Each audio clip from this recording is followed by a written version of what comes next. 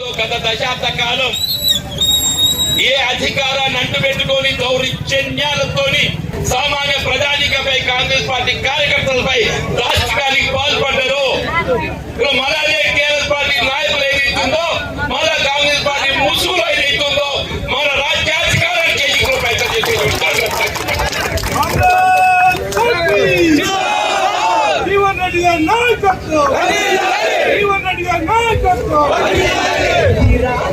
రాష్ట్రంలో కాంగ్రెస్ పార్టీ అధికారం ఇది కేవలం కాంగ్రెస్ పార్టీ కార్యకర్తల శ్రమ ఫలితం. కాంగ్రెస్ పార్టీ కార్యకర్తల శ్రమ 10 సంవత్సరాల శ్రమకు ప్రతిరూపం ఏదైతుందో ఇక్కడ రాష్ట్రంలో కాంగ్రెస్ ప్రభుత్వం ఏర్పడింది.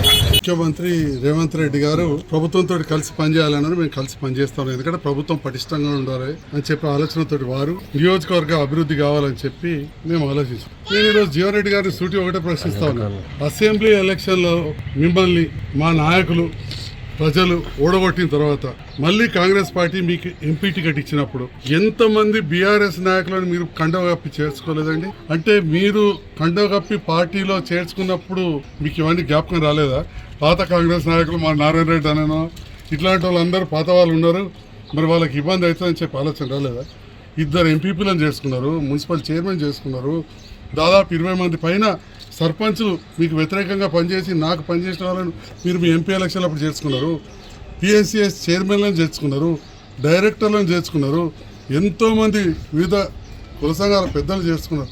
మరి అప్పుడు 2023 ఎలక్షన్లో నాకు పెద్ద ఎత్తున మద్దతు ఇచ్చిన నాయకులను మీరు ప్రభుత్వం వచ్చిందని చెప్పి మీకు అన్ని రకాల చూసుకుంటామని చెప్పి మీ ఎంపీ ఎలక్షన్లు అప్పుడు మీరు పార్టీలో జాయిన్ చేసుకోలేదా? అంటే మీరు చేసుకుంటే మీరు పార్టీలో జాయిన్ చేసుకుంటే ఒకటి, లేదా కొందరికి మరి ఇంకా మేము సభ్యత్వం ఏం తీసుకోలేదు కానీ ప్రభుత్వంతో మమ్మల్ని కలిసి పనిచేస్తే తప్పు అయిపోతుందా? ఇది నేను జీవన్ రెడ్డి గారు సూటిగా ప్రశ్నిస్తున్నా. ఎందుకంత అసహనం వ్యక్తం చేస్తున్నారు పెద్దలు? వారు ఈ వయసులో చాలా, నేను వారికి నీతులు చెప్పాల్సింది కాదు, వారే అన్నారు కొన్ని గ్రామాలలో ఇదే చివరి ఎలక్షన్, వచ్చే ఎలక్షన్ వరకు అని చెప్పి ఇక కొన్ని మాటలు అన్నారు. మరి ఇదే చివరి ఎలక్షన్ అని పోయిన ఎంపీ ఎలక్షన్లు అన్నప్పుడు మున్ముందు పార్టీ బలోపేతంగా ఉండాలని కాంగ్రెస్ అధిష్టానం ఆలోచిస్తుంది. దాంట్లో తప్పేమున్నదని నేను అడుగుతా ఉన్నా.